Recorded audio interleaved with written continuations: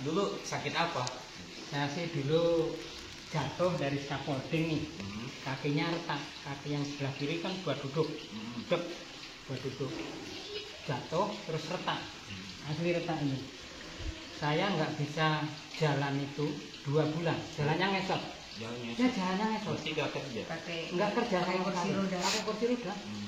Pakai kursi. Di rumah juga kursi roda. Di rumah juga ada kursi roda. Terus saya tetap urut, terus saya langganan madu dari Kang Adin, madu bawang lanang.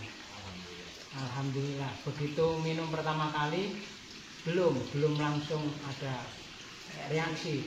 Tapi begitu kedua, ketiga, nah beberapa hari, beberapa malam itu saya itu merasa ditungguin sama Kang Adin sama Nyi Anjani. Gitu. Ini real maksudnya itu kalau nggak ngalamin sendiri. Mungkin nggak percaya, karena saya kan ngalamin sendiri. Ini asli ya, bukan Asli. ada saya. Iya, enggak. Gitu ya. Ini asli, asli. Jadi saya sering ditungguin Kang Adin, sering diurut. Jadi kaki ini sering diurut. Diurutin ya. Iya, diurut. Perasaan ini diurut. Terus dapat berapa hari lagi, diurut lagi. Dapat berapa hari lagi, ditungguin lagi. Perasaan saya kayak di warung gitu, warung apa nggak tahu. Warung sembako apa, koperasi apa, kelontong, ditungguin Kang Adin sama Nyi Anjani. Itu memang ya bukannya emang ditungguin bener. Namanya Jadi sambil belum iya, pernah ketemu. belum pernah ketemu sama sekali. Kita ini baru pertama kali. Baru kan? pertama kali. Jadi udah kayak kenal gitu loh. Sama Kang Adin itu udah kayak kenal. Jadi alhamdulillah saya waktu itu 2 bolos 3 botol ya. Itu alhamdulillah itu sembuh. Saya minumnya rutin, madu bawang lanang. Hanya 3 botol ya. Iya, 3 botol. Alhamdulillah. Tiga Itu botol aja sekarang juga masih ada. masih ada. Masih ada ya. Masih ada. Ini masih ada. Sekarang. Itu yang madu bawang lanang. Memang kalau nggak ngalamin sendiri, Ya, itu disangkanya gimana iya, ya, tapi ini disangkanya, nyata lah ya. dibuat-buat apa buat itu, tapi enggak, ini real. Iya, alhamdulillah. Nyata, makanya alhamdulillah sembuh. Ya berkat madu itu lantarannya Kang Adin Allah, sama atas ridhonya Allah juga. Iya. Ya. Gitu. Terus ini jenengan kok bisa beli ini juga apa? Kalau saya asli juga. kan waktu itu cerita Nah, ya pengen apa namanya tasbih sama gelang, kebetulan ya gelangnya hilang, terus saya pakai online bisa juga. bisa. Iya, Beli online. dari Kang Adin. Ini kan syaratnya buat keselamatan lah. Lantaran ini, jadi kita semakin mendekatkan diri pada Allah Subhanahu Wa Taala. Bukan masalah musyrik apa itu, enggak, arahnya enggak ke situ. Kita kiri itu kan mengisi batin katanya. Betul. Iya. Jadi Iya, kayak iya, kita iya. diingatkan gitu Ya, loh, diingatkan. kayak hasilnya kita hasilkan Harus enggak itu jadinya kita iya mau diri tanah jadi mau mengisi itu batin, gitu mengisi jadinya batin, begitu. mengisi batin gitu. Iya. Ya, karena kan gini, kita ini terkadang lupa atau lalai. Kita ketika sakit yang diobati tubuh. Iya. Ketika lapar yang kasih makan, ya, yang dipikir itu jasad aja ya kan, Iya. gitu. Sedangkan di dalam jasad itu masih ada yang harus kita pikirin, yang harus kita kasih makan, gitu. Dengan cara apa? Ya, dengan cara kita zikir, sholawat, apa segala macam. Nah, saya tambahkan sedikit ini Kang Adin. Ya. Ini asli maksudnya. Waktu itu saya kan begitu jatuh saya agak stres, benar-benar stres. Itu benar-benar kenyataan saya stres. Di rumah 3 hari itu udah stres. Jadi begitu saya iya, saya minum madu itu ya sampai ini dan itu tenang, benar-benar tenang. Jadi madu itu bisa mengobati jasmani, rohaninya itu luar biasa, benar luar biasa. Ya, karena Itu insya Allah, asli benar. ya, karena insya Allah madu yang dari kita ini nggak sembarangan kita itu kan. Yang pertama kita ambilnya ya dari baduy dalam. Iya. Satu, keduanya kita gunakan dengan amalan-amalan yang biasa saya amalkan, khususnya ya sholawat dari kesepuhan badan. Jadi seperti itu, dan insya Allah sesiapapun yang konsumsi madu itu ya bukan dalam arti kita mau percaya kepada madunya, tapi kepada doa-doanya yang kita inikan di dalam madu itu. Sedang doa ini kan miliknya Allah. Nah, insya Allah kita ketika mengkonsumsi itu dengan keyakinan dari doa itu ya dapat ridhonya Allah. Karena kan Rasulullah aja pernah menganjurkan kepada kita ketika kita sakit, mengkonsumsinya madu.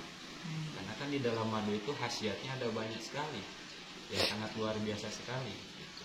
Kebaikan-kebaikan di dalam madu. Nah apalagi kita apresiasi, kita mix lagi dengan asma-asma pilihan gitu. Alhamdulillah. Dan bukan panjenengan aja yang seperti ini, dan alhamdulillah yang seperti kayak saudara-saudara kita yang ada di Hong Kong, Taiwan, di Singapura, Malaysia itu banyak sekali yang merasakan khasiat dan manfaat dari madu. Alhamdulillah lah. Kan terkadang saya promo madu di bulan-bulan ketika mau ada acara. Nah, kenapa saya promokan? Agar orang-orang pertama beli. Ketika udah beli, orang-orang tersebut itu ikut berpartisipasi dalam acara kita. Karena kan hasil dari penjualan itu kita sisihkan. Kita sisihkan untuk acara, kita sisihkan untuk kegiatan anak yatim, kita sisihkan untuk ya keberlangsungan kita sehari-hari di sini untuk santri. Nah itu manfaatnya banyak banget kan, gitu. Jadi bukan hanya sekedar panjenengan minum madu aja dan badan sehat, enggak. Jadi insya Allah dari hasil penjualan itu uang dari panjenengan kita pergunakan dengan kegiatan-kegiatan yang positif. Nah disitulah mendapatkan kebaikan. Jadi bukan untuk keuntungan pribadi semata. Amal-amal juga itu ya. Berarti kan alhamdulillah sekarang ini sembuh total ya? Sembuh total. Total sembuh. Jadi sampai tidak bilang pernah, alhamdulillah tidak pernah ngerasain ngeluh apa sakit apa pegel, alhamdulillah. Padahal menurut secara ilmu ini retak. Yang namanya retak kan udah pasti istilahnya sembuhnya itu pertama lama, udah gitu pasti ada bekasnya. Iya. Dan kalau di rumah sakit pasti operasi. Nah salah satunya itu. Iya. Dan ini mengenai operasi saya ingat lagi.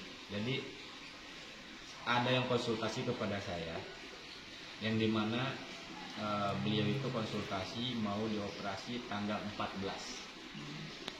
Nah operasi di dalam ini entah ada apa nih. Dia konsultasi terus, saya kirim herbal madu apa itu. Ketika ini singkat cerita, ketika pas mau waktunya operasi itu cek kan operasinya tanggal 14, dicek dulu tanggal 10 mengenai penyakitnya itu, karena kan harus ada cek dulu ya. Nah tanggal 10 itu dokter menyatakan penyakitnya nggak ada hilang. Udah sembuh itu kemana Mbak? Padahal udah di schedule ini tanggal sekian harus operasi. Tanggal 14 itu. Ketika tanggal 10 itu penyakitnya pada bingung semua. Dokter pada heran. Ini kok penyakitnya kenapa jadi nggak ada? Gitu. Ya berarti kan ya alhamdulillah kodratullah lah ya, gitu kan istilahnya semuanya atas izin langsung. Dan pada akhirnya nyariin saya tuh. Nyariin saya.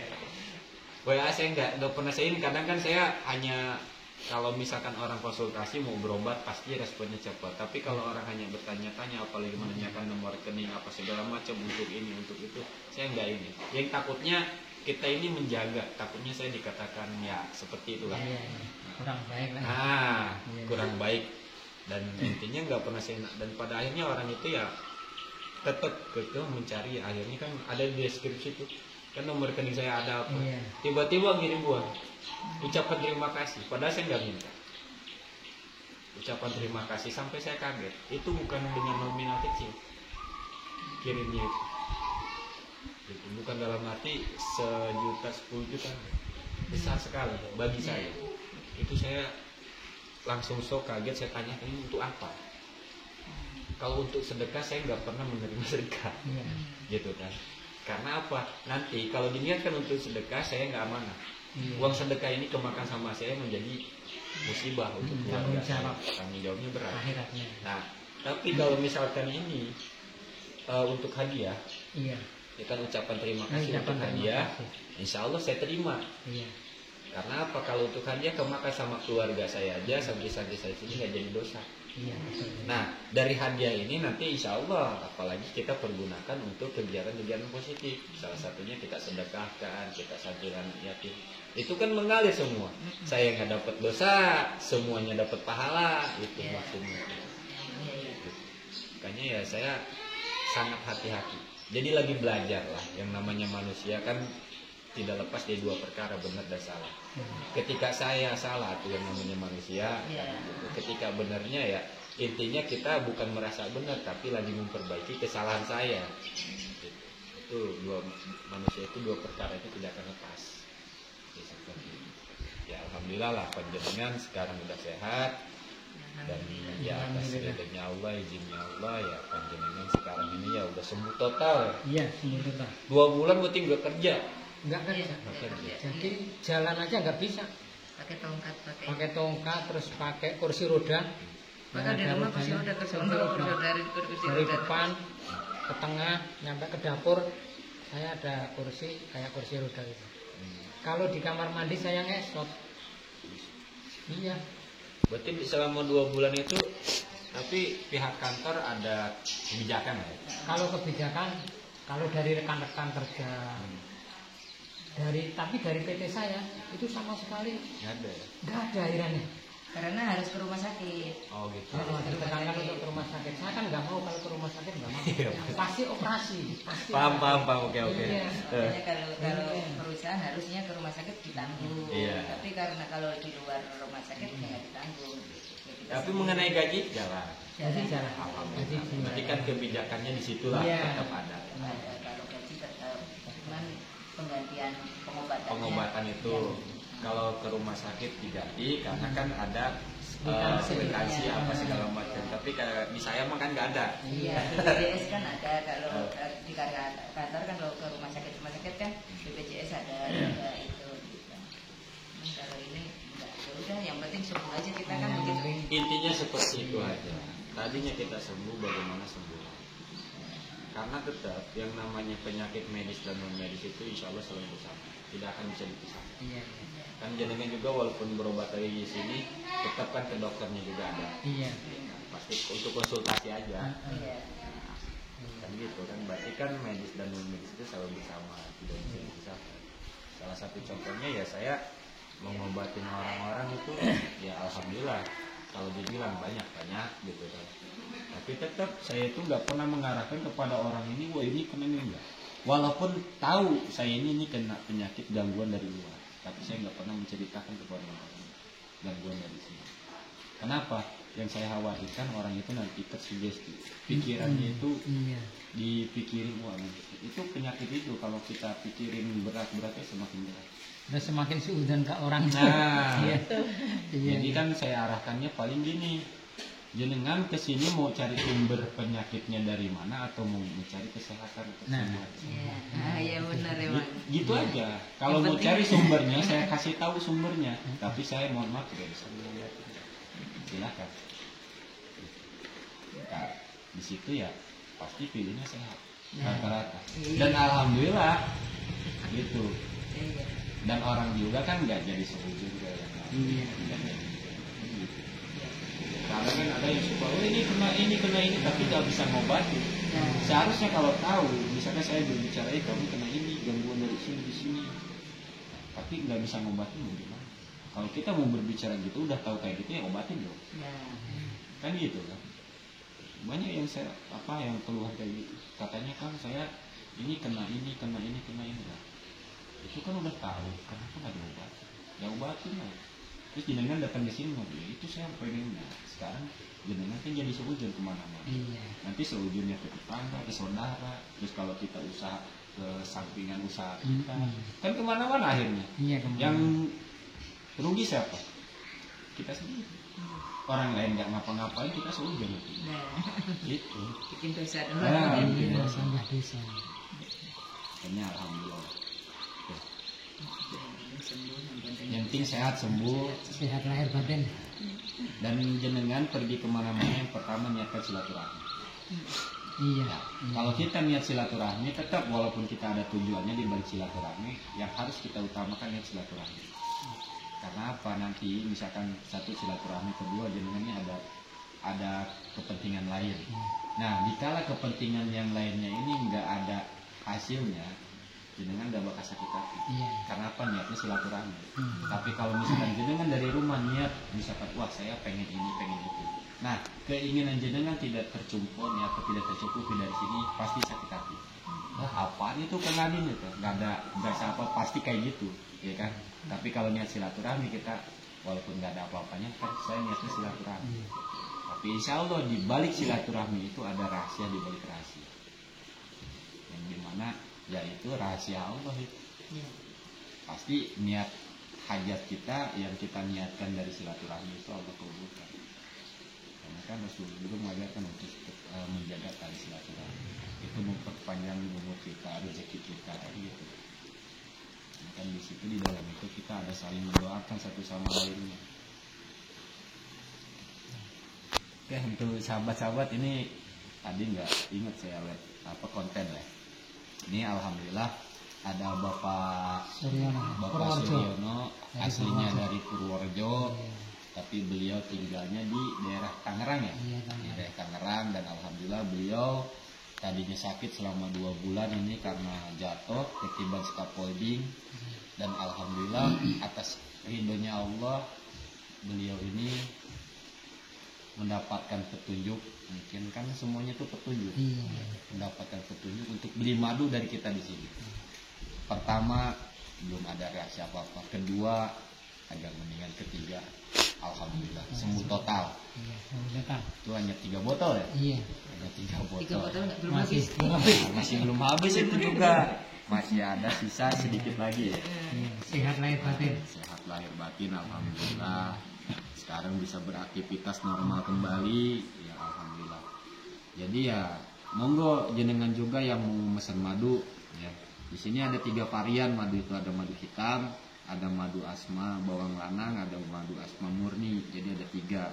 Yang kenapa ada murni, takutnya ada yang nggak suka dengan bawang lanang, ada yang murni. Kenapa ada yang pahit gitu kan, takutnya kan nih kok Kang saya kena gula terus dikasih madu ini. Oh makanya sebetulnya sih nggak jadi masalah, yang madu itu nggak ngaruh kepada gula itu, karena madu itu bukan dari gula, ini kan madu itu ini alam. Nah jadi takutnya termenset di situ, kita ada alternatif madu hitam gitu. Madu hitam tuh memang pahit, madu hitam. Jadi seperti itu. Silakan bagi yang mau memesan madu dari kita dengan chat 087804497988. Nah di situ ketika jenengan sudah memesan madu dari kita, bukan hanya manfaat yang panjenengan dapatkan, tapi insya Allah manfaat dunia dan akhirat itu ada. Karena apa? Dari hasil penjualan kita sisihkan untuk kegiatan-kegiatan kita yang ada di sini. Kegiatan apa aja ya, disimak video kita. Kita banyak kegiatannya gitu. Oke, mungkin cukup sekian dari saya. Mohon maaf kalau ada salah-salah kata. Ya, wassalamualaikum warahmatullahi wabarakatuh.